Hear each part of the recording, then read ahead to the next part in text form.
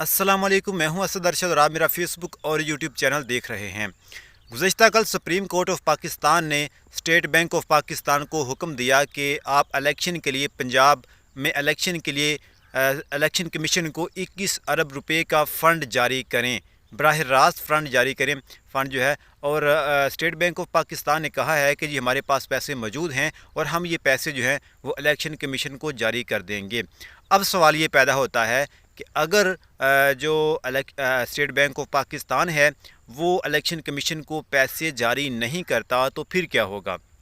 देखें, मैं आपको एक मिसाल देता हूं कि राजा रियाज जो है जो लोटा बनकर पीडीएम में शामिल हुए थे और उसके बाद उन्होंने असम्बली के अंदर अपने अंदर का जो गुबार है वो निकाला था। उन्होंने कहा था कि हमने इनके लिए मतलब हम इनके लिए लोटा बन गए हैं, हमने अपना कैरियर जो है वो दाव पर लगा दिया है। तो अब ये असम्बली में बैठकर हमें पहचानते भी नहीं हैं। ये आपने सुना होगा।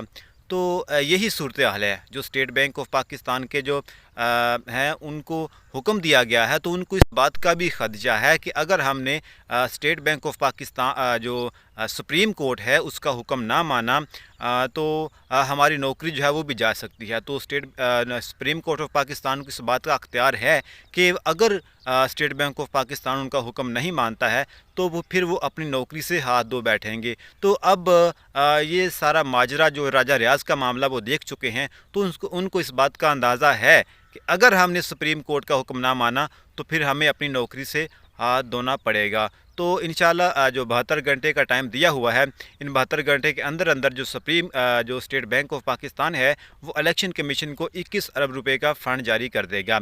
उसके बाद बात आती है सिक्योरिटी की। तो अब जब फ़ंड जारी हो जाएगा तो उसके बाद ये मामला भी अदालत में जाएगा। तो अदालत जो है वो देखते हैं कि क्या करती है इसके ऊपर, जो सिक्योरिटी के मामलात हैं उसके ऊपर क्या हुक्म देती है।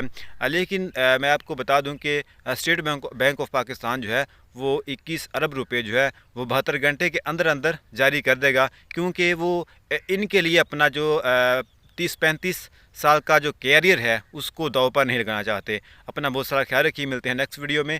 अल्लाह हाफिज़।